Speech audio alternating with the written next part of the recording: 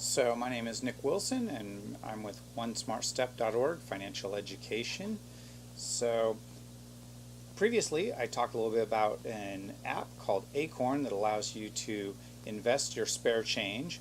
And today I want to talk a little bit about Stash. Stash is kind of a competitor in a similar market as Acorn. What you do is you invest $5 or small amounts at a time, and its fees are very similar. It's $1 a month, and it's if you have less than $5,000, and if you have more than $5,000, then it's 0.25% annually. Which again, I recommend that you try to avoid annual wrap rates, the percentages. They do build up over time. 1%, which is common fee for most financial institutions. 1% will often end up being a few $100,000 in fees over your lifetime. Even 0.25% can end up being quite a bit of money. So the issue here, though, isn't that. I mean, 0.25% is very fair. It's about the lowest for a wrap fee that you can get in the industry. Now, they don't have much of a selection for investments. It is all passive investing.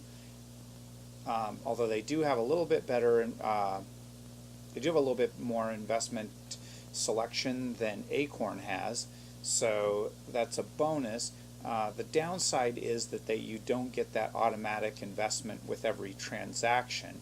So you'll likely, if you didn't say before, this is not necessarily going to make you a really good investor.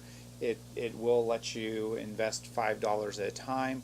You go in, you actively click for it to be invested, and then you can pick how you want to be invested through an assortment of some portfolios and funds that they have available for you.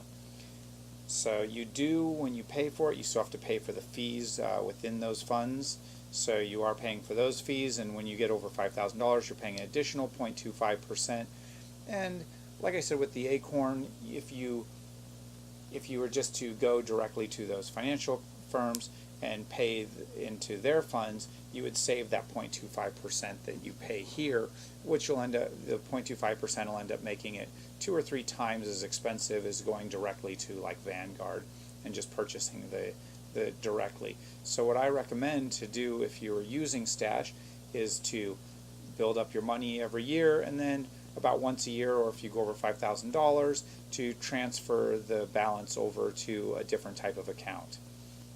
Now, as far as comparing Stash to Acorn, I personally like what Acorn's doing much better. I think it really fills an important place, which is getting you to invest when you don't actively think about it and you always forget and you end up spending all your money. Acorn's just such an easy way to invest, and you can check out my Acorn video. You can go to onesmartstep.org or find me on YouTube. All right, talk to you soon.